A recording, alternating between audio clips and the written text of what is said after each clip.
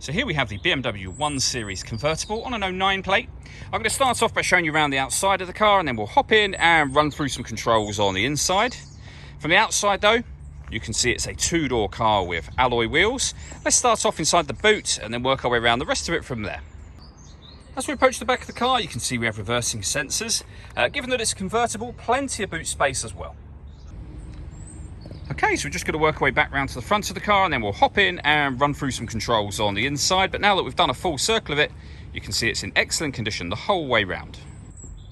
Just briefly before we climb in, I think it's well worth seeing the interior from this exterior point of view. There's plenty to run through on the dashboard, so let's hop in and we'll do that now. Okay, now that we're inside the car, we're going to start with the dials. On the left-hand side, we have the speedometer, and on the right-hand side, the rev counter and fuel gauge. In the middle, you can see the total miles for the car, which is 65,066. You can change the information that's displayed in that section by pressing a button on the end of the indicator stalk for various bits of trip computer and fuel economy information. This car has an automatic gearbox, so you'll see that in that section, it also shows that we are in park as well. If we back out to the steering wheel, we have stereo controls on the right and left-hand sides of the steering wheel. The stereo itself is over in the center just here. We have the main volume here.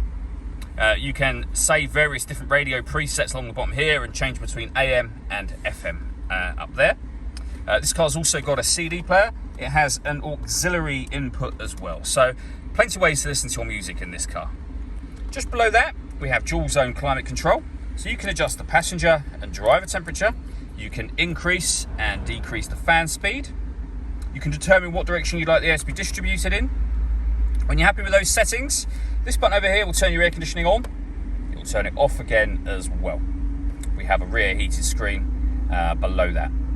Over in the center here, you can press auto should you wish to. What will happen then is the car will take control of the fan speed and the direction of the air to maintain those temperatures for you.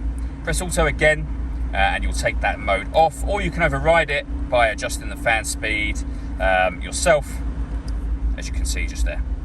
Underneath that, we have the buttons to open the roof. The roof is open at the moment, and close the roof. So if I give this button a push, I'll show you what happens with the roof operation. So just keep your finger on the button.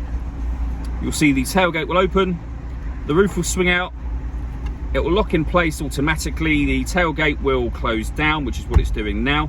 If you keep your finger on the button the entire time, once the roof operation is finished, which it is now, the windows will go up as well, and that's all four windows simultaneously.